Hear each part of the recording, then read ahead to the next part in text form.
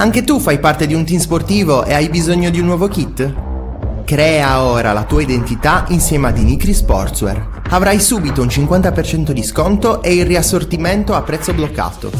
Oltre 300 sono le società che si sono già affidate a noi. E tu cosa aspetti? Contattaci subito al 379 244 8537 o entra su dinicri.com.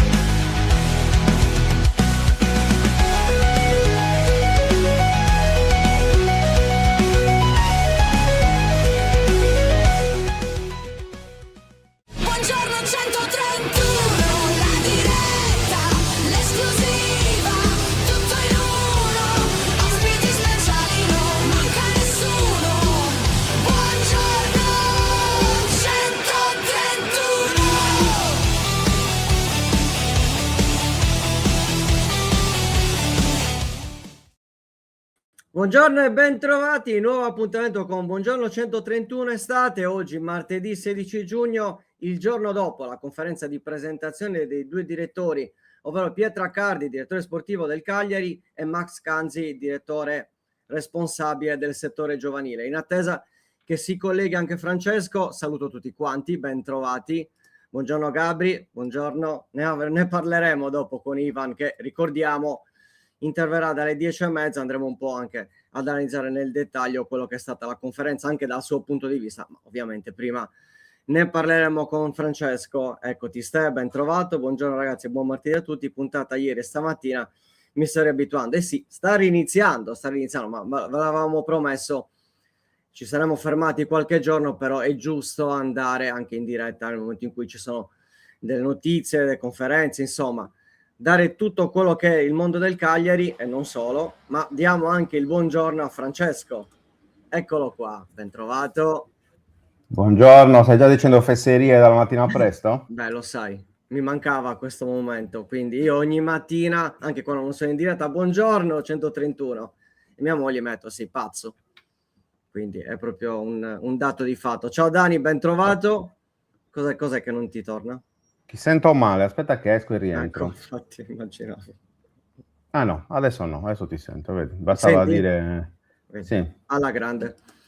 Ciao Nico, ben trovato. Alla fine della filiera non ho capito qual è la reale motivazione della chiusura del rapporto con Angelozzi. Immagino che fosse alla fine della fiera, non della filiera, che gliel'abbia corretto il correttore. Il correttore automatico. Buongiorno Faccio, ben trovato. Buongiorno Miki. Buongiorno a tutti. Buongiorno anche a Massimo. No, ti sento male. Allora, prova a riuscire. Vada. Allora, sì, è possibile. Non l'ho ancora caricata nel canale YouTube del Cagliari, altrimenti nell'applicazione. Basta semplicemente login e via, e puoi vederla in maniera integrale. Mi senti? Grande, forte e chiaro. E buongiorno Antonio. Perfetto. Fra, allora, ieri ne avete già parlato con Roberto. Ieri c'è stata la presentazione dei due direttori, ovvero Pietro Accardi e Max Canzi. Insomma, anche una bella atmosfera, possiamo dire. Assolutamente gioiosa, tutti belli, felici, contenti.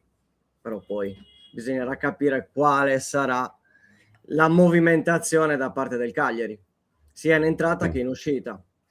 Sì, bisogna capire chiaramente cosa farà il Cagliari, però intanto, vabbè, è partita la stagione. Ieri è stato il primo atto della nuova stagione. Serviva una conferenza stampa anche per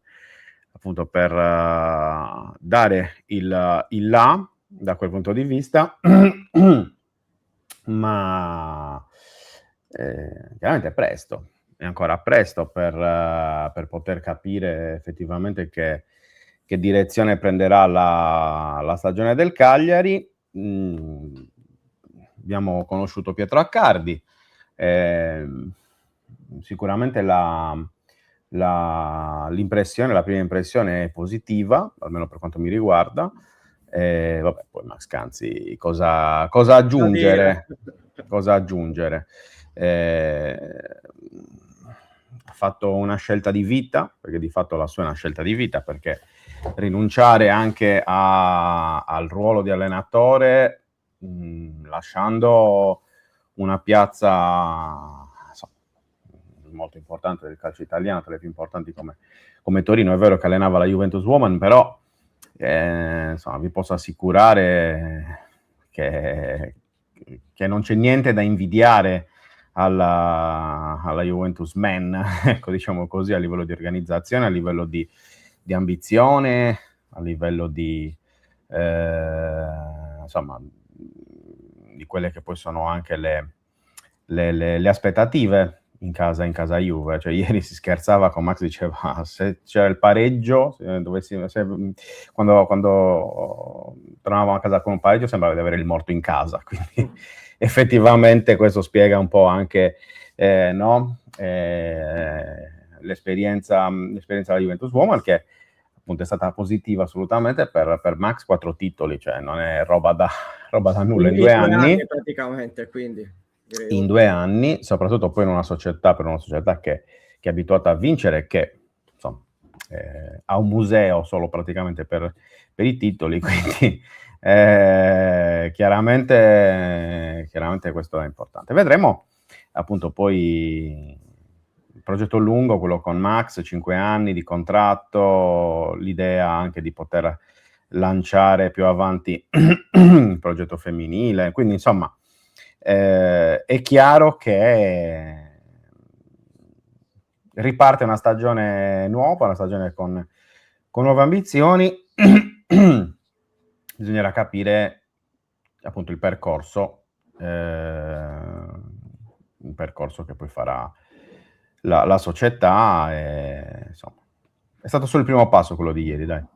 Ma sì, certo, assolutamente, però sono state già date delle indicazioni, perché comunque si è parlato innanzitutto del discorso relativo al centrocampo. È ovvio che un centrocampo ora è corto, perché non c'è Folorunson, non c'è Mazzitelli, non c'è Sulemana, e quindi da questo punto di vista non sarà solo corto, non è solo corto, ma servirà anche un mix tra giovani e giocatori di esperienza. Mi viene da pensare un Mazzitelli che comunque dà quell'esperienza anche ai giovani e li aiuta comunque a migliorare sempre di più. C'è il discorso anche dell'attacco, perché comunque non è stato toccato come domanda, ma sappiamo, Fra, ne abbiamo parlato tutto l'anno scorso, una delle problematiche del Cagliari dello scorso anno è appunto chi andava a segnare, e su Belotti si stanno facendo delle valutazioni. È ovvio che c'è Mendy, c'è Borrelli, però effettivamente serve una figura che è quella appunto del giocatore che comunque, non dico bomber, perché parlare di bomber per chi fa 8-10 gol è anche eccessivo, però uno che fondamentalmente la metta dentro, Fra, detto chiaramente, e non dovrebbe essere Belotti. Dovrebbe. Ma in realtà non lo so.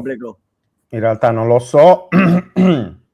Io credo che comunque la società un minimo di possibilità Belotti gliele voglia dare. Io ho questa impressione. Il tempo c'è, cioè, ripeto, il Cagliari ha fatto, lo dicevo ieri, lo ridico oggi, il Cagliari ha avuto Pavoletti gli ultimi 3 anni, soprattutto gli ultimi 2, Pavoletti non sempre a pieno servizio. Non vedo perché non possa avere anche un Belotti con quelle caratteristiche. È chiaro che molto balla sulla questione economica, perché è chiaro che a Cagliari Belotti non potrebbe prendere quello che prendeva a Como. Certo. E quindi insomma questo è certamente uno dei punti chiave della vicenda. Non lo so, ripeto, non lo so. Io penso che Belotti comunque si sia legato allo spogliatoio, si sia legato anche magari allo stesso Pisacane, che non a caso l'anno scorso faceva entrare lui e non Chilixoi nel finale, cioè l'anno scorso, qualche mese fa, qualche settimana fa. Esatto, e quindi cioè, già questo fa pensare anche un po' a quello che è stato anche l'impatto di Belotti all'interno dello spogliatoio. Non so, leggo il commento di Rossano, che poi è un commento che è tornato anche ieri, che torna spesso. La Samp è stato un disastro e via dicendo. Lo ha ammesso lo stesso Accardi. Però cioè, la mia domanda di ieri è stata: perché focalizzarsi sempre soltanto sull'unica cosa della sua esperienza che non ha funzionato, che è una cosa completamente diversa rispetto all'esempio Cagliari, rispetto alla situazione Cagliari. La dimostrazione è che non sempre avere soldi o poter prendere le figurine, anzi, lo dimostra anche la storia recente del Cagliari, esatto, non porta risultati. Io di Accardi, cioè io mi aspetto non l'Accardi di Genova, mi aspetto l'Accardi di Empoli, perché come tipologia di società, chiaro che il Cagliari è un netto upgrade rispetto all'Empoli, non ce ne vogliano gli amici toscani, però è una situazione completamente diversa rispetto a una Sampdoria in Serie B da rifondare con 1000 pressioni, 1000 aspettative, e soprattutto la categoria cambia tutto il racconto, cioè la Serie B con le difficoltà della Samp, insomma, poi magari più avanti ci sarà anche modo di andare un po' anche a raccontare quella che è stata l'esperienza di Accardi alla Samp, ma io credo che se fosse andato Marotta alla Samp dell'anno scorso, con quelli che erano i casini societari, probabilmente anche Marotta qualche errore l'avrebbe fatto, per cui non lo so, vediamo un po' anche che tipo di sessione estiva sarà, che tipo di mercato sarà. Io ho letto già appunto 1000 commenti negativi, non lo so, cioè aspettiamo. Sparare a zero da subito, senza prove, mi sembra qualcosa di assolutamente poco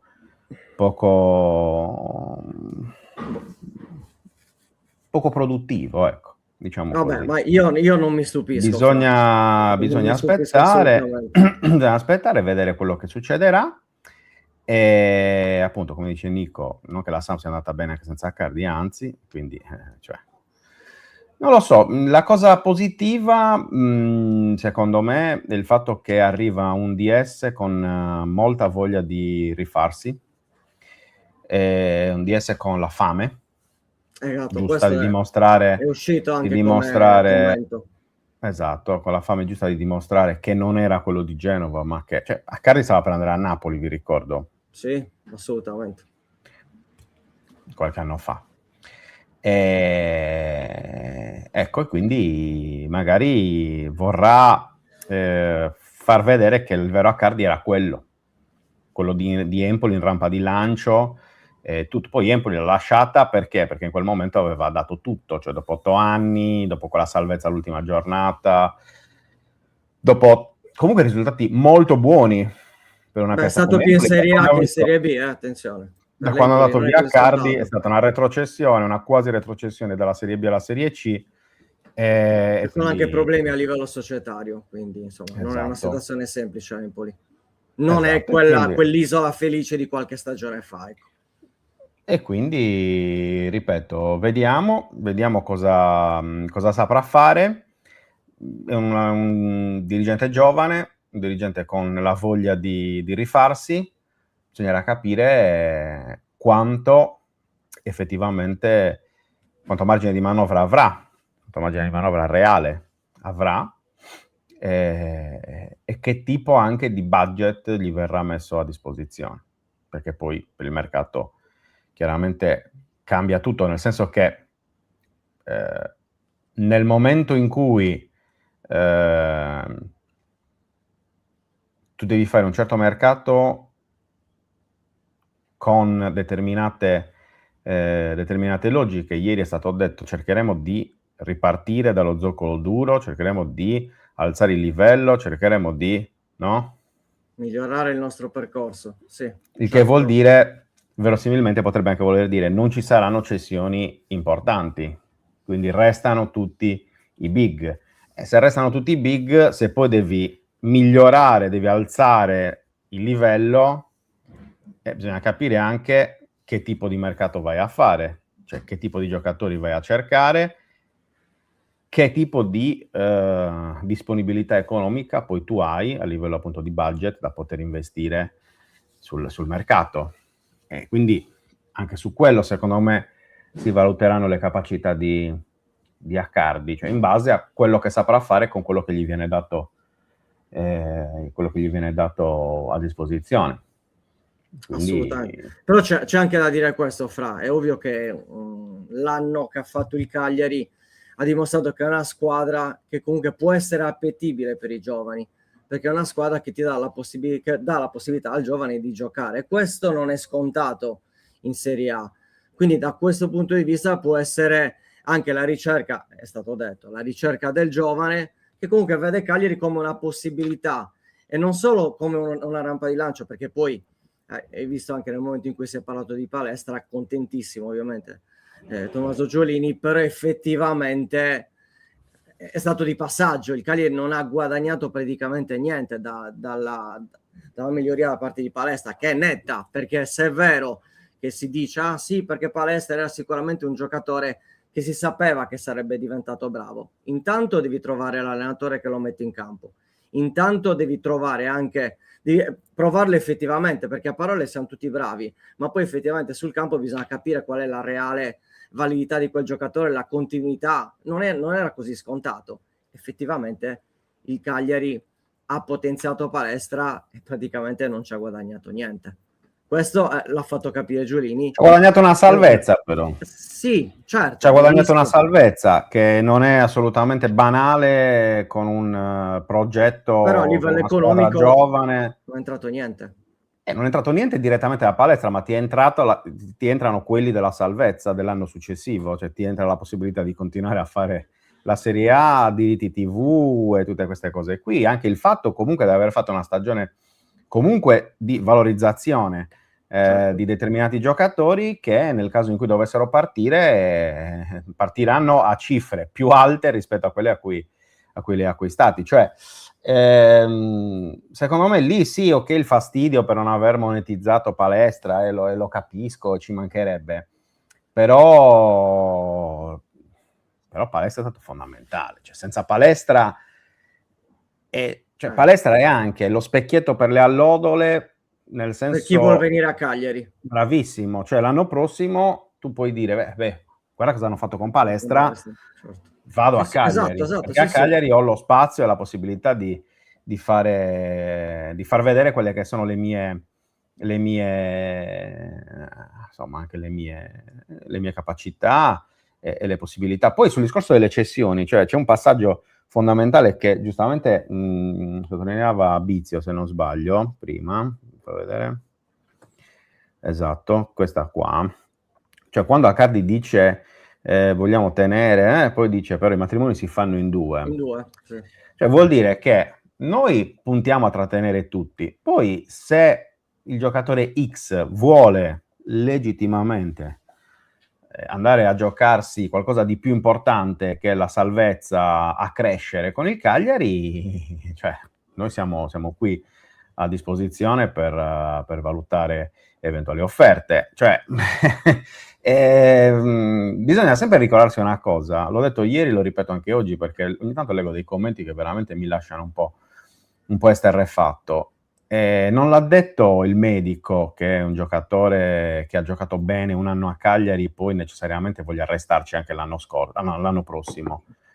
Perché Cagliari è un posto che piace a tanti, ma poi è anche una piazza stretta per determinati motivi. Cioè, io non mi sono stupito l'anno scorso quando Zortea e Piccoli hanno detto di voler provare qualcosa di diverso. E uno è andato a fare l'Europa League a Bologna e l'altro è andato a fare teoricamente una stagione in Europa con la Conference League, teoricamente con ambizioni, poi la Fiorentina ha fatto quella comunque l'ha fatta, però comunque è andata malissimo, certo. però comunque è andata così.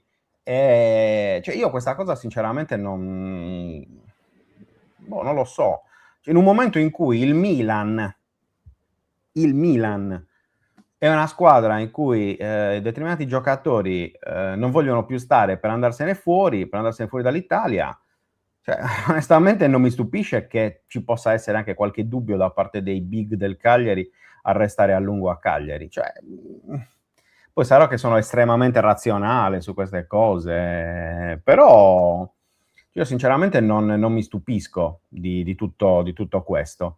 Per cui se arrivasse appunto l'offerta X per il giocatore Y, che è un'offerta del valore o superiore al valore che la società Certo. ha stabilito per quel giocatore, è chiaro che tutti verranno valutati, ma è un qualcosa che fanno le big, cioè non capisco perché il Cagliari debba essere esente da questo tipo di ragionamento. E chi dice basta spendere 8 milioni per liberali, ma se il giocatore non ci vuole venire, perché può andare a giocare la Champions a Como a 2 passi da casa sua, o perché può andare a giocare a Sassuolo col suo ex allenatore come si chiama, a Sassuolo, appunto a Sassuolo, con, come si chiama, con Aquilani, con il suo ex allenatore a Catanzaro, e farsi magari un altro anno, il primo anno di Serie A se lo fa lì, in un ambiente più vicino a casa. Cioè, sono cose sinceramente che mi fanno sorridere quando le leggo. È vero che il soldo è fondamentale, ma non è tutto. Non è tutto. Non basta mettere 60 milioni di euro sul tavolo per prendere il giocatore che vuoi. Purtroppo non funziona così. Non funziona più così. Ecco, magari prima poteva anche funzionare in quel modo, in un mercato in cui la Serie A era il miglior campionato del mondo, o comunque tra i primi 3 campionati del mondo. Adesso c'è gente che se ne va in Corea per guadagnare, cioè, onestamente, ma lascia perdere l'Arabia, dico proprio, cioè, sinceramente io credo che il discorso che andrà fatto l'anno prossimo, cioè, anzi già da quest'anno, tra qualche settimana, già in questi giorni, è quello di appunto cementare il gruppo, facendo lasciare defluire, diciamo così, chi non vuole restare, perché chi non vuole restare poi è un problema. Così, ma certo, è un problema anche di gestione, perché non sei contento, appunto perché magari non hai voglia. Puoi creare malumore nello spogliatoio, assolutamente, non serve a niente trattenere i giocatori, non serve assolutamente a niente. E quindi, cioè, io credo che l'idea di calcio del Cagliari, di progetto del Cagliari, abbia un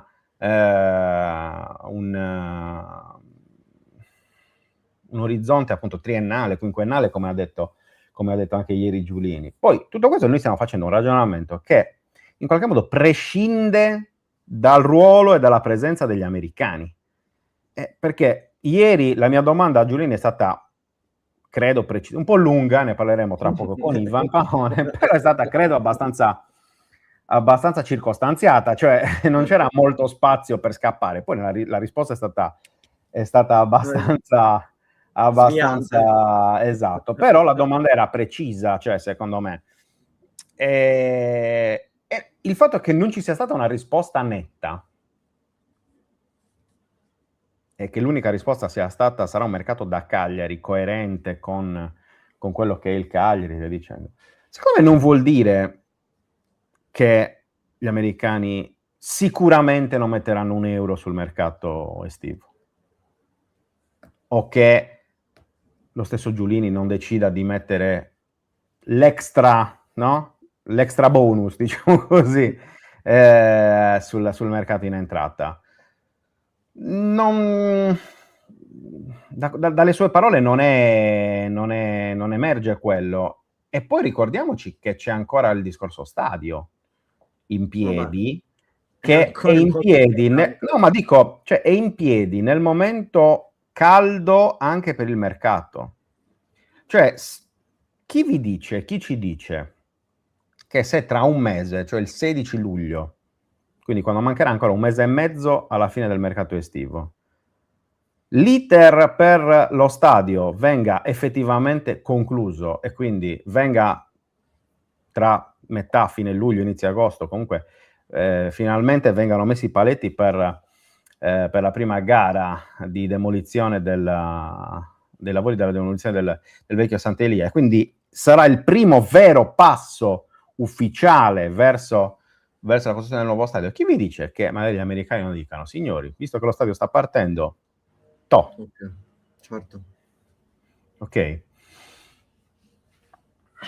Assolutamente. No, ma è Io ovvio non ho che la la questione certezza, stadio è io non ho la fondamentale da questo certezza, punto di vista. ma Ma dico, io non ho anche la Giulino certezza l'ha che non detto. succeda. Infatti, Certo. il fatto che lui, che sicuramente qualcosa di più di noi sa al riguardo, Sicuramente. non si sia voluto esprimere in maniera troppo netta, magari vuol dire anche quello, Cioè, poi è chiaro che il discorso dell'essere al 50%, perché poi ieri ha detto 50%, ha detto Certo. sì, io poi magari ho un'azione in più, ma Siamo è al 50 e 50. 50%, ok?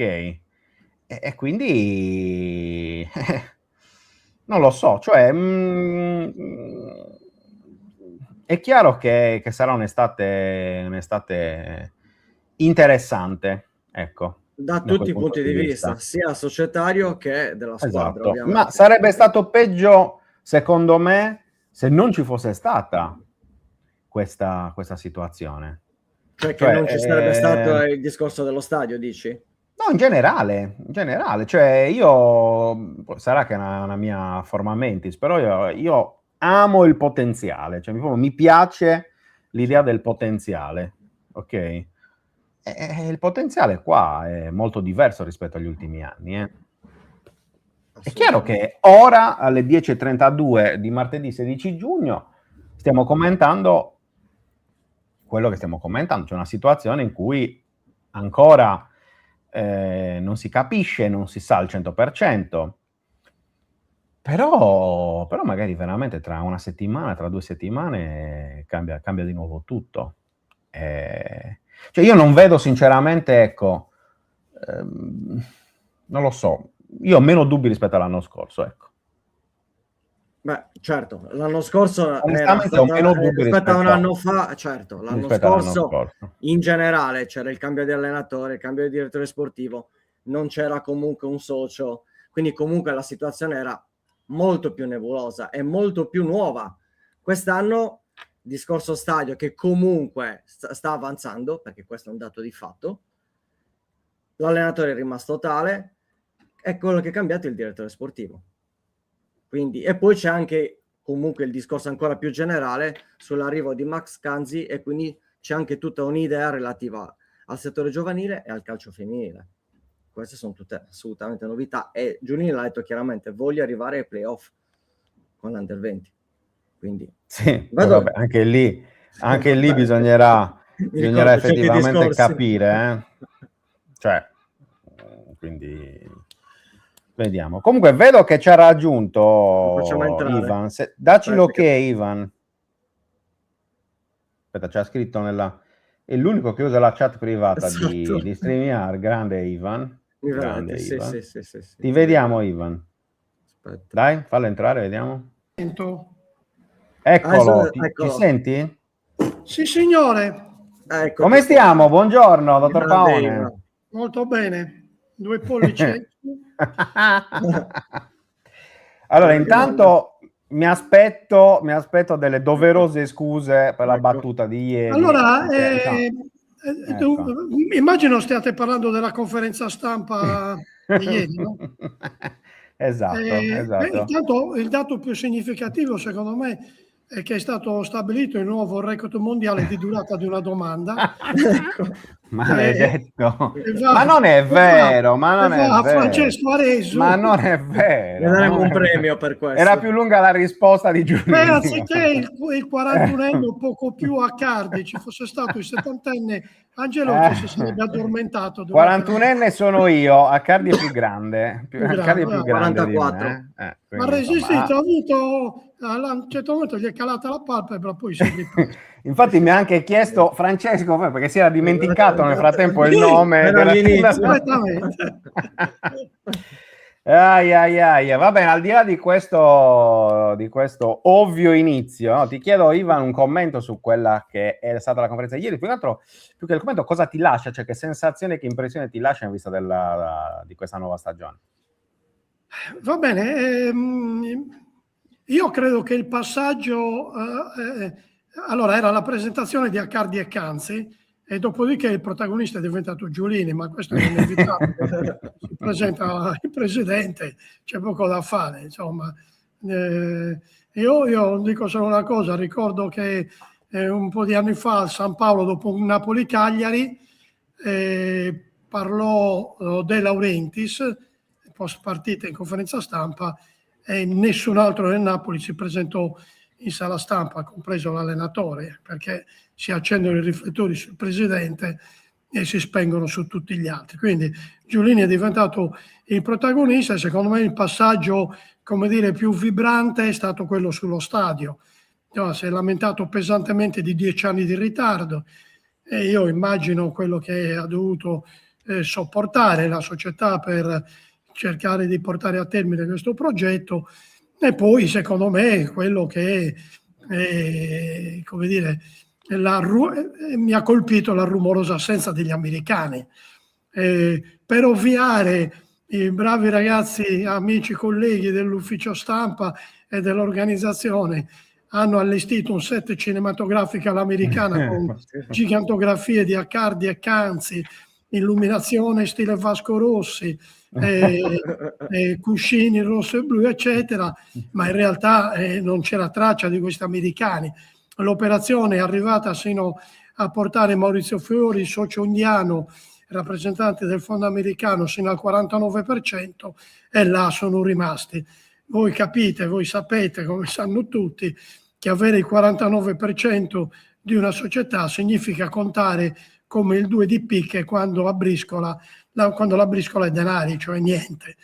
E io ho l'impressione che adesso la scalata degli americani sia in stand-by, ha spiegato il presidente, in attesa della soluzione della questione stadio. In realtà mi pare di capire che nei patti fra i soci ci sia, come dire, il pallino del gioco rimanga in mano a Giulini. Decide Giulini se e quando far salire sino a una quota di maggioranza gli americani. Ecco, te l'aspettavi questo tipo di soluzione, e soprattutto quanto effettivamente poi lo stadio abbia inciso su questo? Perché magari con un discorso diverso dal punto di vista dello stadio, magari oggi staremo commentando qualcosa di differente.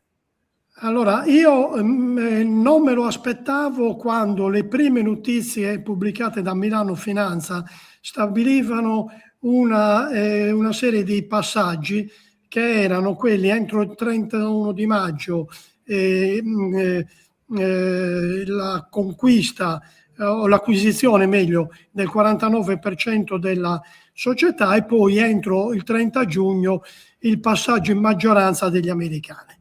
E quindi io pensavo che questi fossero passaggi stabiliti. In realtà le notizie di Milano Finanza, poi riprese da tutti, non erano precisissime.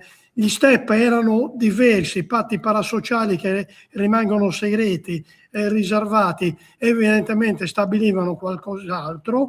Io poi ho approfondito questo, e quindi questo scenario tratteggiato ieri non mi ha sorpreso. Credo che Giulini aspetti come minimo l'indizione della gara d'appalto, ma io credo l'avvio dei lavori, quindi quando proprio lo stadio è entrato nella sua fase realizzativa, per poter pensare di cedere la quota di maggioranza. Questo è comprensibile, perché il Cagliari senza lo stadio vale tot, con lo stadio vale tot moltiplicato per 100. Certo. Quindi credo che sia stata un'operazione molto, come dire, abile da parte del presidente Giulini. Luca, vai. No, io tolgo un po' il discorso stadio, vado un po' sul discorso squadra e sul discorso direttore sportivo. Che sensazioni ti ha dato Accardi? Cioè, come l'hai visto? Rispetto anche magari ad Angelozzi, come si è rappresentato lo scorso anno? Accardi ha un buonissimo curriculum con l'Empoli, perché lo ha ricordato anche ieri Giulini, come dire, ha fatto tutta la sua crescita da dirigente con l'Empoli in una società con veramente poche pressioni. Io conosco bene Empoli perché ho un mio caro amico che è un accesissimo tifoso dell'Empoli, essendo di Empoli.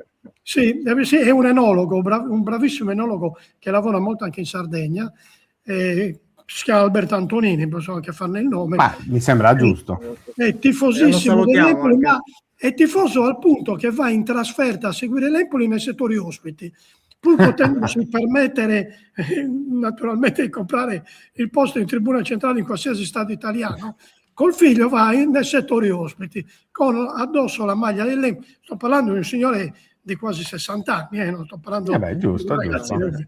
Quindi per dirvi, quindi mi racconta, e lui dice, ma noi lo sappiamo, l'Empoli è una squadra che la sua dimensione è la Serie B, qualche volta riesce ad andare in Serie A, se riesce a stare in Serie A più di un anno facciamo una grande festa, se retrocediamo non ne facciamo un dramma e speriamo di risalire, vendiamo i giocatori migliori per tenere il bilancio in ordine e così via. Quindi, come è facile immaginare, è una piazza molto facile per un direttore sportivo, che comunque deve essere abile a trovare giocatori bravi di prospettive e a venderli bene. Ecco, poi quando Accardi ha fatto il salto alla Sampdoria ha fallito, come egli stesso ha detto ieri in conferenza stampa. È anche vero, però, su questo fallimento ha influito pesantemente la situazione finanziaria della Sampdoria, un caos indescrivibile. La Sampdoria si è salvata semplicemente per le disavventure del Brescia di Cellino, che tra l'altro è stato truffato per la questione dei crediti d'imposta, come ha stabilito anche una sentenza del giudice dell'udienza preliminare che ha assolto Cellino, ha prosciolto Cellino, vicenda che ha portato alla penalizzazione del Brescia, altrimenti la Samp sarebbe in Serie C. Serie C.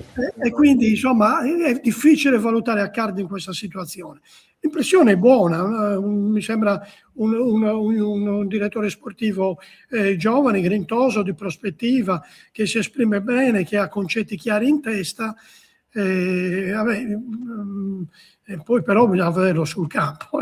Quindi valutarlo da una conferenza stampa è un po' difficile.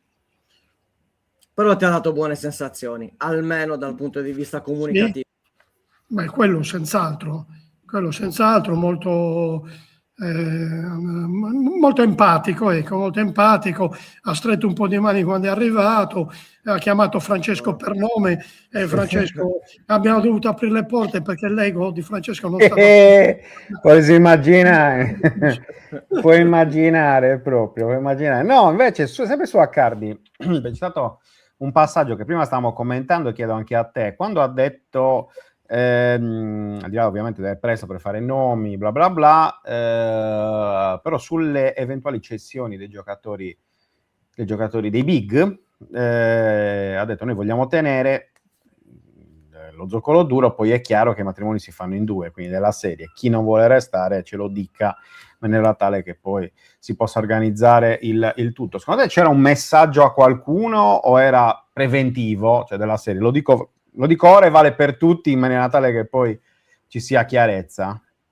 Allora, io credo che nelle intenzioni della società ci sia solo quella di vendere Obert e sostituirlo con un altro terzino sinistro. E Obert ha un buon mercato, il Cagliari potrebbe fare un'ottima plusvalenza perché in pratica Obert è un prodotto del vivaio e quindi a bilancio è a zero come spese. E tenere l'ossatura, quindi stiamo parlando di Gaetano ed Esposito, perché sono i due giocatori che hanno mercato più di tutti. Secondo me è un messaggio sì a questi due giocatori, che se hanno richieste, non è che se ne vogliano andare questi due giocatori, ma è anche possibile che abbiano delle ottime richieste da squadre anche importanti. E il Cagliari non direbbe no a una proposta allettante, perché se è vero che nessuno è incedibile nel Milan e nella Juventus, figuriamoci nel Cagliari, è anche giusto che sia così. E su Caprile invece, scusa, così chiedo vai. Di Caprile, perché Caprile sì, non l'hai nominato.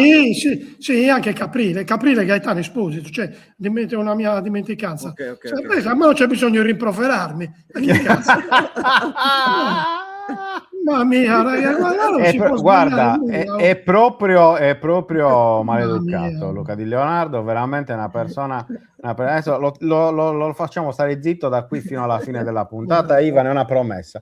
No, Lo zoccolo duro è rappresentato da questi tre giocatori, da dopo De Iola, Mina, Zé Pedro, sono i titolari, insomma, più o meno i titolari della scorsa stagione. Ecco. Però non c'è nessuno incedibile, ma è giusto che sia così, ci mancherebbe. Dappertutto è così, tanto lo sappiamo oramai. Come giudichi invece il passaggio su Dossena?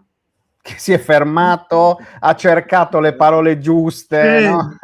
Sì, hai notato anche tu? Beh, ti ho visto un po' distratto perché nel frattempo parlavi con un avvenente collega. Spero che vorrei immaginare. la tua fidanzata è così, che la tua fidanzata davvero stia guardando. Saluto peraltro Matteo Mereu di Tele Sardegna, che era seduto a fianco a me, e quindi ogni tanto si commentava anche le risposte. Allora, Quindi sì, l'esitazione. Scusate. Prego. Accardi si esprime bene in italiano, un bel italiano fluido, si è inceppato quando gli è stata fatta la domanda su Dossena, che voleva dire non ci interessa più, ma voleva essere elegante. Poi alla fine ha detto non rientra più. Insomma, Dossena non sarà un giocatore del Cagliari. Ecco, questo mi pare. Te l'aspettavi? Te l'aspettavi che ci potesse essere questa? Allora, dal punto di vista tecnico, credo che sia una decisione giusta, perché a me Dossena non ha convinto dall'inizio. È stato uno degli errori di Pisacane, che lo ha schierato quando non era ancora pronto, se non ricordo male, Roma con la Lazio. Contro la Roma di Malen. Doppietta di Malen. Tenete presente che è stato uno dei, adesso non vorrei ricordare, di 3 giocatori squalificati per somma di ammunizioni, con Esposito e Mina, se non ricordo male. Se non ricordo, solo 3 giocatori del Cagliari squalificati per somma di ammunizioni, però Dossena è arrivato a gennaio e ha preso 4 cartellini, 5 cartellini, uno dopo l'altro, perché era in difficoltà nei duelli 1 contro 1. Non mi ha mai convinto, ha messo insieme 1 o 2 prestazioni appena sufficienti, ma non di più. Secondo me è un giocatore a cui il Cagliari può rinunciare tranquillamente. Se poi mi dici te lo aspettavi, forse no, perché so che ha un grande rapporto con Pisacane forse lo avrebbe confermato proprio in virtù del fatto che poi è un ragazzo meraviglioso, e io non credo assolutamente a tutta la vicenda che lo ha coinvolto col centravanti dell'Udinese Davis, con le accuse di razzismo eccetera, non ci credo. Infatti quello è stato proprio, non se n'è più parlato. I famosi ma è la classica cosa, poi fra un paio di mesi chiusa l'inchiesta della Procura federale e si risolve in un nulla di fatto, perché è un professionista, è un ragazzo esemplare, però credo che sia dopo un infortunio grave subito col Como in una fase discendente della carriera, e quindi il Cagliari fa bene a non confermarlo. Comunque te lo confermo, Ivan, ha preso 5 ammonizioni in 11 gare. Bravo. Lo ricordavo, l'ho notato, era in difficoltà nei duelli 1 contro 1 e ricorreva spesso al fallo proprio perché era in difficoltà. Invece su Belotti come Belotti che si possa fare? Avete sentito anche voi, su Belotti ha detto che è in corso una valutazione, che è quella che abbiamo detto anche in questa sede prima, subito dopo la fine. Sì, nell'ultima puntata. Belotti indubbiamente prima dell'infortunio aveva dato l'impressione di poter reggere il ruolo. Adesso la domanda è: dopo l'infortunio è ancora in grado? C'è in corso questa riflessione, il problema è che quando va in ritiro devi fargli il contratto, quindi le strade sono 2: fai il contratto a Belotti, lo valido in ritiro, se poi ti rendi conto che non è all'altezza ti tocca prendere un altro centravanti, e a quel punto puoi prendere un centravanti che faccia il titolare e dar via Borrelli, oppure se Belotti dà buone indicazioni in ritiro, allora inizi il campionato con Belotti, Borrelli e Mendy. E fare di Belotti nuovo Pavoletti come la vedi? Eventualmente, qualora dovesse Allora dimostrare in ritiro che, cioè, senza sì, necessariamente venderli, vendere Borrelli o quant'altro, cioè tenere sì. i 3 che hai detto più un Più un altro. altro. Secondo te è Ma fattibile? i tre che ha detto, cioè anche Borrelli? Sì? Tutti e quanti? Perché l'ipotesi è quella di un Belotti con uno 4 stipendio centravanti? basso. Sì. E beh, come è stato fatto quest'anno, se ci pensi con Pavoletti? Cioè, Sì, hai vabbè, Belotti che ti serve... Belotti, no, come Pavoletti non lo vedo.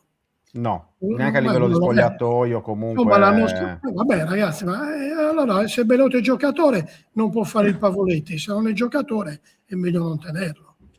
Anche non accetterebbe lui il ruolo, credo, di quarto centravanti. Non credo che lo accetterebbe.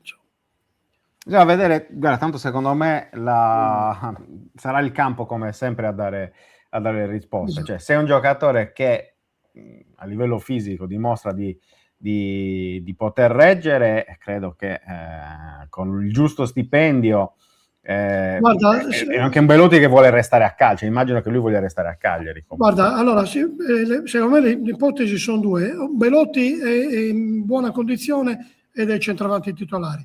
Belotti è in condizioni così e così, ma con possibilità che poi acquisisca una buona forma nel corso dell'anno, della stagione, può fare il terzo centravanti e il quarto può essere 3P. Ma fare il quarto centravanti non lo vedo, Belotti. Vedremo. Tanto questo poi Io lo quasi dirà più il campo. Per esempio una cosa, ormai dopo la rottura del legamento del crociato, ormai è prassi che lo staff medico lo ridia all'allenatore dopo 6 mesi. Va bene? Ma in realtà la procedura dovrebbe essere quella di essere pronto al massimo della condizione dopo un anno. È che si sono accorciati i tempi con le nuove tecniche operatorie, con le nuove tecniche riabilitative, ma se tu parli con un riabilitatore, ti dice guarda ci vuole un anno, non prima. Ora i tempi si sono accorciati, però è sempre un'incognita. Dopo comunque Quello- si vedeva che non era al 100% comunque. Ma è evidente. È anche normale. Quindi Ma ci mancherebbe. magari col ritiro si capirà. È che il discorso è che il contratto scade il 30 giugno. Il problema è quello. Certo, tu entro il 30 giugno devi prendere una decisione. Sì. 30 giugno o poco più in là, insomma, magari non credo che Belotti abbia tutte queste va squadre. va a svincolo, poi eventualmente lo puoi prendere, lo puoi fare come era successo con Viola anche a metà luglio, cioè non succede niente, non cambia nulla. Sì, quando inizia il ritiro, quando Una volta che tanto vai a svincolo non c'è il problema ci deve essere dei comunque la tempi. volontà del giocatore di rimanere a Cagliari, perché da svincolato può Ma io accettare credo qualsiasi tipo di offerta. Questo è vero, però insomma io direi che Belotti è difficile che trovi una piazza migliore del Cagliari. Perché, insomma, dopo il crociato penso anch'io, lo penso anch'io. Cioè un'altra E poi squadra soprattutto di Serie A. no, ma poi soprattutto Ivan, anche il Belotti che abbiamo visto tornare in campo, come giustamente hai detto tu, anche per il discorso di un anno di tempo, no, per ritrovare la forma giusta. Il Belotti che abbiamo visto tornare in campo era un Belotti con, giustamente e ovviamente, sia chiaro, grosse difficoltà dal punto di vista atletico, ma secondo me anche proprio psicologico, cioè la paura del contrasto, la paura del salto, che sono uomini calciatori, anche se sono professionisti, restano comunque uomini.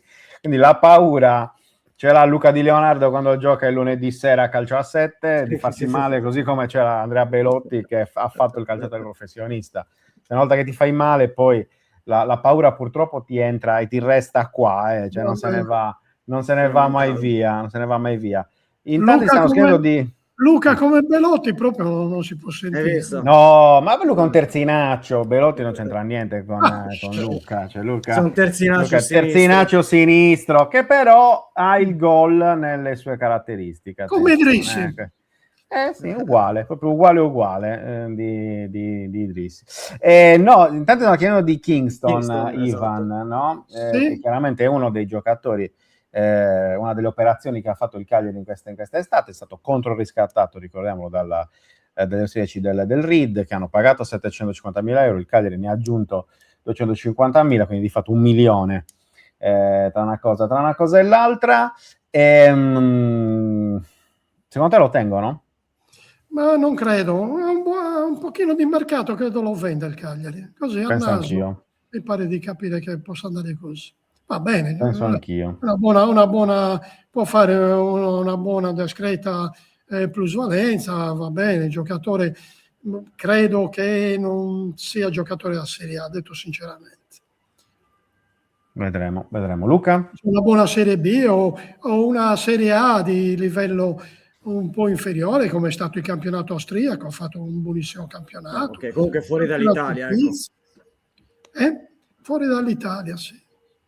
No, io ti chiedo invece, abbiamo parlato un po' dell'attacco, ma anche sul centrocampo, perché sul centrocampo si è detto, ovviamente non ci sarà Folorunso, non ci sarà Mazzitelli, non ci sarà Sulemana, centrocampo corto, mix tra giovani e giocatori d'esperienza. È ovvio che lì a centrocampo bisogna proprio farlo il centrocampo, realmente.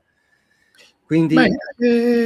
allora, dunque, intanto ieri è emerso che il Cagliari sulle tracce di questo 2007 centrocampista inglese, Inglese, sì. Inglese.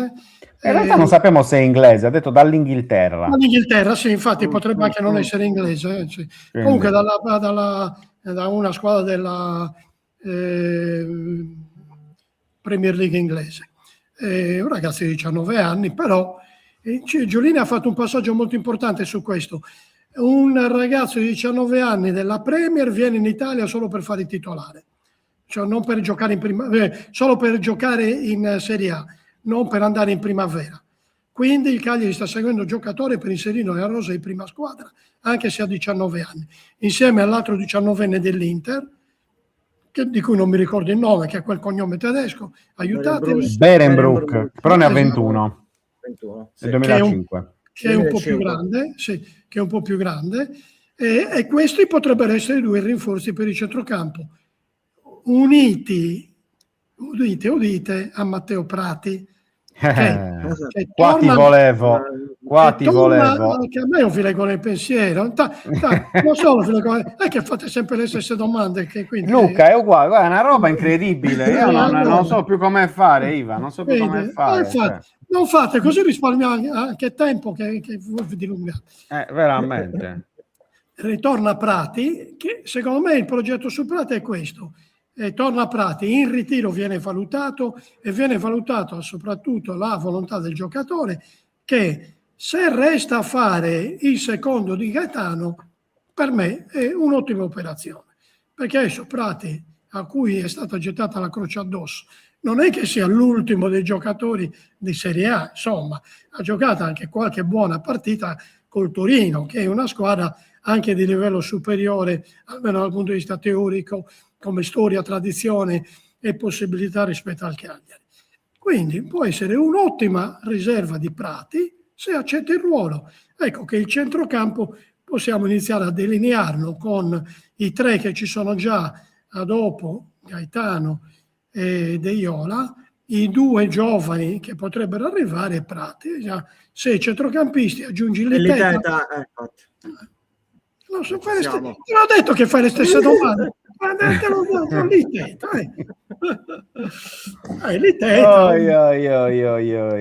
Questo non so, Cavuti è più trequartista, però. Trequartista, un po' più avanti, sì. Però potrebbe giocare anche mezzala, Fra. Sì, sì. Lo ha fatto. Piuttosto bisogna vedere bisognerà vedere chi è la riserva di Esposito. Al Barrassin. Credo che in ritiro parta al Barrassin con quelle caratteristiche, certo. quindi bisogna capire poi effettivamente il ruolo, certo. Esatto, perché tanto non l'abbiamo visto, quindi non lo possiamo veramente giudicare. Quale sarà il sistema di gioco del prossimo anno? Ma io credo che non si vada troppo lontani da quello che è stato visto a Milano contro il Milan. Quindi 4-3-2-1, 4-3-3 sempre, che poi diventa il 3-5. I 2-1, uno era palestra però. Sì, però io credo che prenderà un giocatore diverso da palestra il Cagliari. Penso anch'io. Secondo me sarà un 4-4-2, Esposito dietro il centravanti, e in fase difensiva l'esterno alto diventa il quinto. Come Palestra troveranno, sì. secondo me cercano uno stile Palestra, che Vedremo. sappia fare così un po' tutte e due le cose. E in fase difensiva diventa un 5-4-1, una cosa del genere.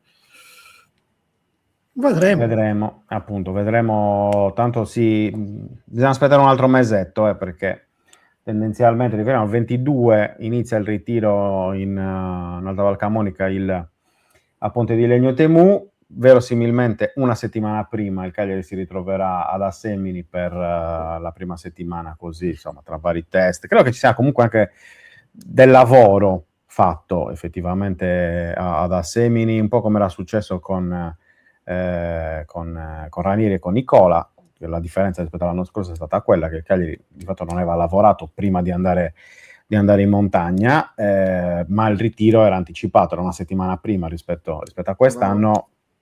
Verosimilmente ci sarà più o meno una settimana di lavoro ad Assemini prima poi della partenza per i 12 giorni. Anche perché mi pare tu stesso mi abbia detto che a Ponte di Legno è occupato il campo esatto, dalla Samp, cioè la Samp. Sì.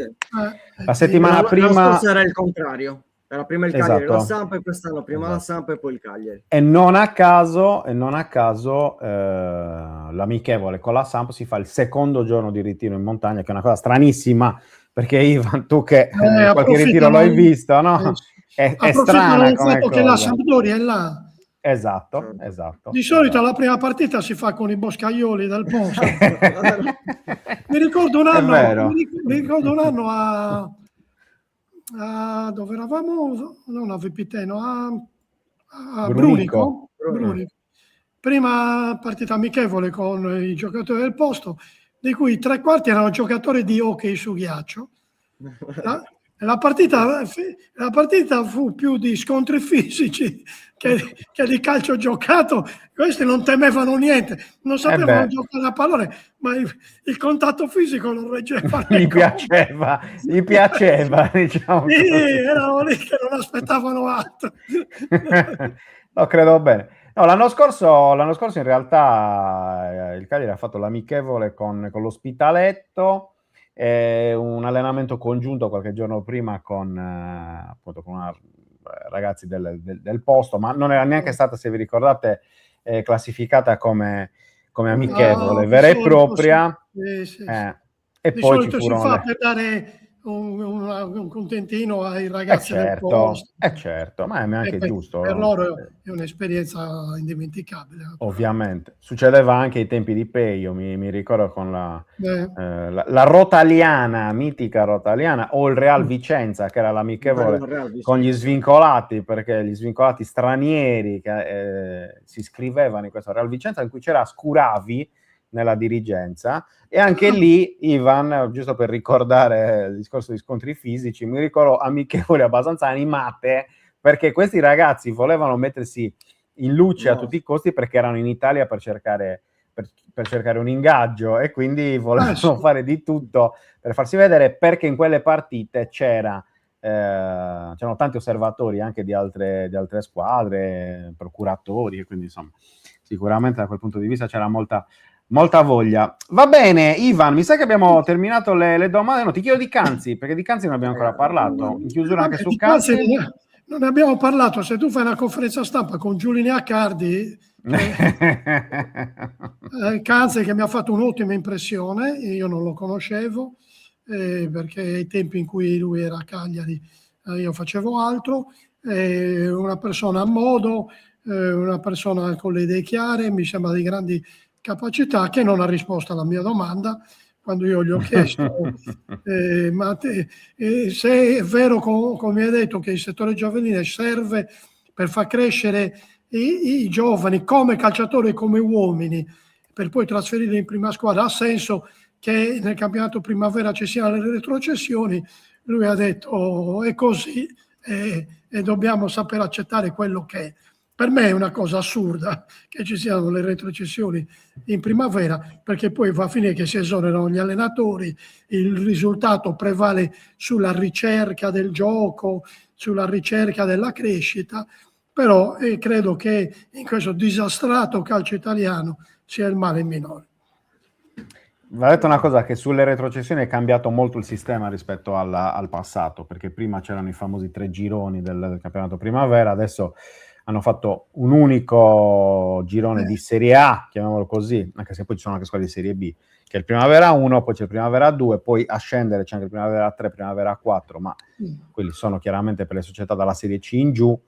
È cambiato un po' tutto, vedremo, perché chiaramente il discorso del risultato è uscito fuori ieri, no? Sia nella mia domanda che poi anche nella tua. È evidente che si debba trovare il giusto punto di equilibrio, no? Tra far crescere i giocatori alla spagnola, mi viene da dire, o anche all'inglese, perché anche l'Inghilterra chiaramente ha una bella tradizione di seconde squadre o comunque di squadre riserve. Il campionato italiano non ce l'ha più dai tempi della De Martino, quindi insomma parliamo di... Ma se noi dobbiamo cambiare la mente, allora voi starete guardando qualche partita dei mondiali dove l'imperativo è azzerare i sotterfugi dei giocatori per perdere tempo, va bene? Quindi bisogna rimettere subito la palla in gioco, se ti infortuni ed esci devi stare un minuto, insomma questo è l'obiettivo, perché c'è il tentativo di cambiare la mentalità dei giocatori.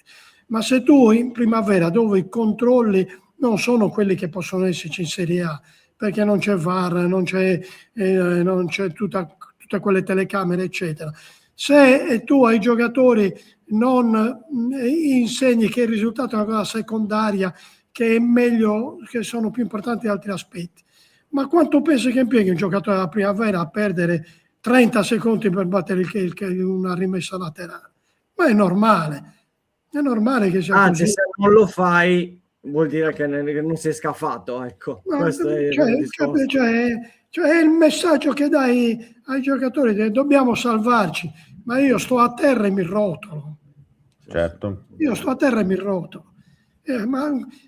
Ho visto giocatori in Serie A, mi ricordo una volta Pepe, te ve lo ricordo, Simone Pepe giocava in Udinese, in un Udinese Cagliari, si è infortunato, ha fatto finta di infortunarsi a fondo campo vicino alla porta dei Cagliari, è rotolato fuori dal campo e si è rirotolato e si è messo in campo per far fermare il gioco, per difendere il vantaggio dell'Udinese. Io a fine partita era in sala stampa e ho detto certo che quel rotolamento, e lui ha detto sì, una cosa poco dignitosa, ma sai come dobbiamo salvarci. Vabbè, allora, va bene che conti il risultato in Serie A, ma in primavera no, perché in primavera poi fanno la stessa cosa. Certo. Va bene, Ivan, grazie. Ma questa è stata una puntata speciale? Sì. Sono puntate estive, quando c'è qualcosa da dire andiamo in diretta, ho capito, così. Quando non avete un cazzo da fare facciamo una diretta. Diciamo più o meno così, più o meno. Non è proprio così, però. Noi, cos'è? Sempre. Va bene. Se non sono in spiaggia aderisco volentieri. Aderisco dal poeta. Oppure puoi fare come il decano, che è venuto la settimana si collega scorsa. alla spiaggia. Si collega dal Lido, lì bello, serafico, all'ombra, capito? Il decano, alias Enrico Gaviano della Nuova Sardegna, perché diciamo nomi e cognomi, per favore. Cerchiamo di assumerci le nostre responsabilità. Tra l'altro, questa ve la voglio raccontare, perché questa, non so se forse Luca c'era, non mi ricordo. Comunque, ieri finisce la conferenza stampa, mentre c'era un po' di capannello, io stavo, nello specifico, stavo scaricando le foto per mandarle poi in redazione, e comunque c'era il presidente Giulini con alcuni colleghi, tra cui anche il decano. Non so se ci fosse anche tu, Ivan. No, io era molto tardi, ero già andato via. Ivan non c'era. Comunque, insomma, eravamo lì ancora dentro e non nella corte. Comunque, insomma, mi avvicino e faccio a Giulini, gli ho fatto: allora, presidente, ho il nome del 2007 inglese. Henry Kevin, che ovviamente era Enrico Gavviano, no? Henry Kevin, Giuliani diventa serissimo. No, non è lui. Non è lui. No, presidente, Henry Kevin, dove indicavo Enrico Gavviano, parte la risata di Giuliani. Vabbè, adesso lei sta ridendo perché pensa giustamente che non è 2007, in realtà è 2006, tardo 2006, diciamo così. Comunque Henry Kevin, quindi se volete giocare come cosa, è stato molto divertente. Un aneddoto bellissimo, Hai visto? Non è il livello dei tuoi. Sbellicando dalle risate. Perché non c'eri, adesso sei geloso perché non c'eri. Potevo dire Frank Harris, che saresti tu. Esatto, no, potevo anche dire Ivan Paone, però non c'eri e quindi non... è già andato via. Scusa, no. Tanto il nome non l'abbiamo tirato fuori ancora. Esatto, quindi il nome ancora non ce l'abbiamo. Cerchiamo di metterci al lavoro, dai. Esatto. Vale tutto da quel punto di vista. Va bene, ovviamente non potevamo farlo con Luke di Leonard perché del 2006-2007 non... Confermo che è una palla al piede, Luca, vabbè. Quello purtroppo non si poteva fare niente. Va bene. Ivan, grazie. Grazie a voi. Buona giornata. Ci vediamo presto. Ciao. Ciao Ivan. E voilà. Eccoci qua. Tac. Henry Kevin lo state già cercando, lo so. Cosa stai facendo? Perché non mi dà? Vedi? Non mi dà il... Che delusione. Che delusione. Che delusione. Che delusione. Io odio questi layout. Va bene. Cosa aggiungere? Dire che ci siamo. Luke Skywalker of Leonard, esatto, è lui. Proprio lui. Proprio lui, lo avete trovato. Era disperato per il parcheggio, non sapeva dove parcheggiare lì alla manifattura. Ero disperato per altro. Vabbè, ma frigari, sei giovane d'altronde. Esatto, infatti, c'è tempo. D'altronde sei giovane. Luke Leonards col genitivo sassone, non male anche questa, non male anche questa. Sì, bravo, va bene. Quell'S genitivo sassone, bravo. Nel 2007 Luca stava entrando negli anta, è vero anche questo, è vero. Per cortesia, nei 70, dobbiamo ricordare 70. Perché diciamolo che Stefano ormai è entrato nella squadra, quindi dopo tanti mesi.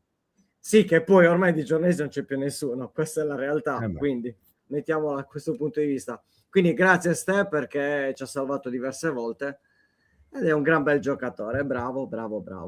Quindi molto bene. È giusto dirlo in diretta perché dopo tanti mesi c'è un consiglio del Fantacalcio di Gianluca. Ecco. Chi mezzo titolare tra Stopira, Vozigna e Pina del Congo. Pina del Congo senza alcun dubbio. Pina del Congo, detto così, è veramente meraviglioso. Pareri su Felici e Di Paolo faranno parte del progetto? Ma penso proprio di sì, sicuramente Felici. Certo. Di Paolo verrà valutato, magari dopo il ritiro, se resterà sì. oppure chissà, non lo so. Felici credo proprio di sì. Tra l'altro Felici è uno dei pochi giocatori del Cagliari, scusate, col contratto in scadenza l'anno prossimo, il 2027. Quindi lui, Ciocci e Vietesca sono i tre giocatori al momento che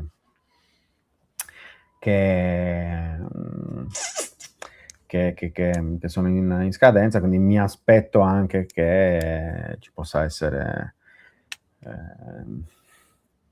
anche un rinnovo nelle prossimi mesi, chissà. Comunque dovrebbe far parte assolutamente del progetto, quello sì. Pina o Pigna? Boh, non lo so, non sono... No, Pigna no, dai. Pigna colada, forse è quello, colada. Sì. Pigna colada, o la Pigna di Montero anche, giusto per citare, insomma. Comunque, vedete, Vietesca è già a Cagliari, cioè adesso magari in questi giorni non è a Cagliari, però è già tornato a Cagliari, vi ricorderete, nel finale della scorsa stagione, perché dopo essersi rotto il crociato nelle prime settimane della sua esperienza in Turchia al Kocaelispor, è tornato perché di fatto non si sono verificate poi le condizioni per il riscatto obbligatorio, quindi è tornato a essere un giocatore del Cagliari, era già, infatti se vi ricordate c'era anche nella festa finale per Pavoletti, Sì, era presente, allo guarda. stadio, quindi insomma il saluto alla tifoseria. E vedremo anche lui. Ma non saprei sinceramente se resta, anche perché appunto poi il legamento crociato è un infortunio delicato per tutti, quindi insomma, specie quando ce l'hai intorno ai 30 anni, ecco, non aiuta, diciamo così, da quel punto di vista. Però ognuno poi reagisce nel modo migliore.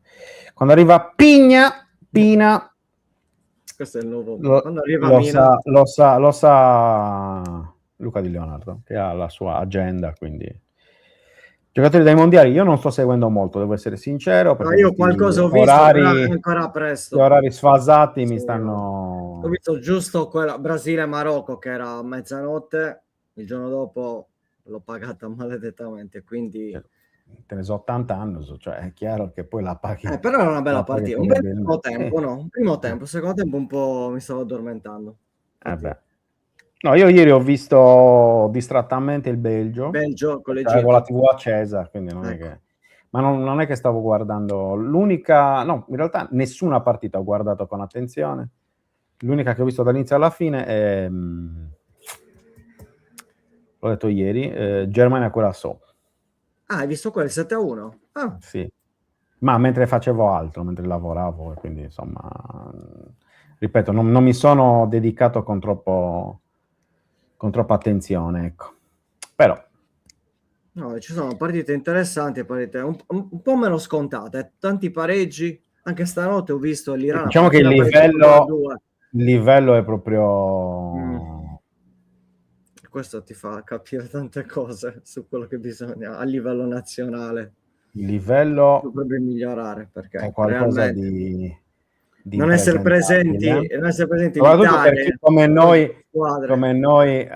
insomma, che non siamo più giovani, abbiamo visto altri mondiali. Ma infatti Mina bisognerà capire, insomma, effettivamente non so manco quando gioca, tra l'altro, quando gioca. No, non ha ancora giocato. La Colombia gioca giovedì alle 4. Uzbekistan Colombia. Quindi non penso che alle 4 mi guarderò la partita di Tra l'altro, quindi scontro con Shomurodov. Bello. Chi l'avrebbe mai detto? Vabbè, si può rivedere il giorno dopo, Io qualcosa la rivedo il giorno dopo, anzi. Nobiu Sora diceva quello. Lo guardiamo insieme, guardiamo insieme.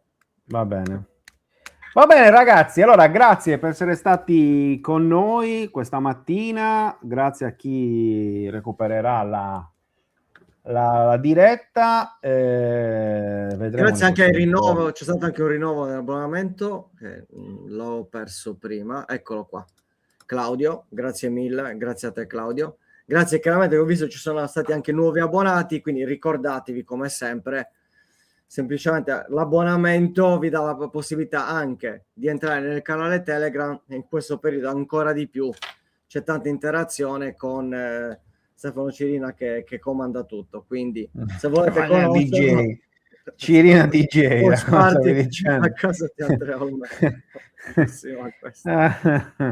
Salutiamo il grande Andonio, ovviamente. Va bene, ragazzi, grazie. Ci vediamo presto. Alla prossima. prossima. Le notifiche. Esatto. Ciao e buona giornata.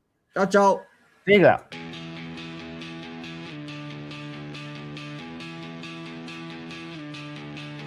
La sveglia suona, la redazione in pista, Sardegna in diretta, c'è voglia di notizia, storie di sport, un'isola in piena, storie di vita, a voce alta, alza il volume, fatti sentire.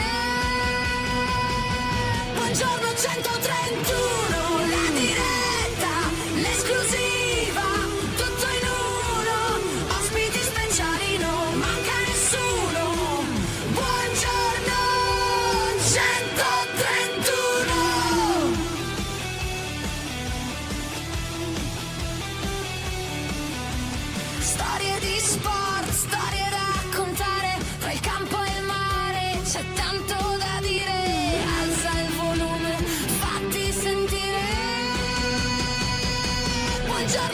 131, la diretta, l'esclusiva, tutto in uno, ospiti speciali, non manca nessuno.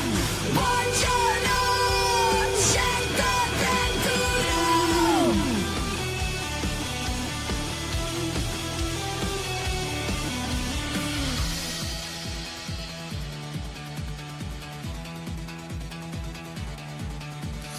Alza il volume, fatti sentire la Sardegna voce, è pronta a stupire, un ritmo che batte, che non vuol finire.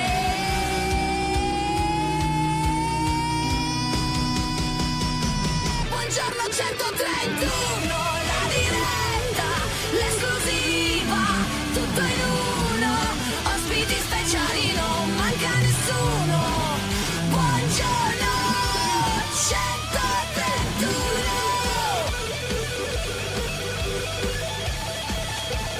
131.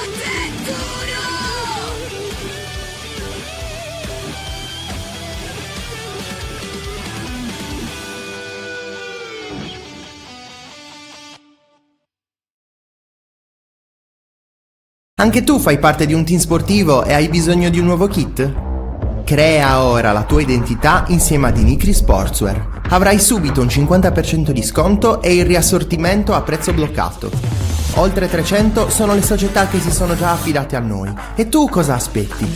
Contattaci subito al 379 244 8537 o entra su dinicri.com.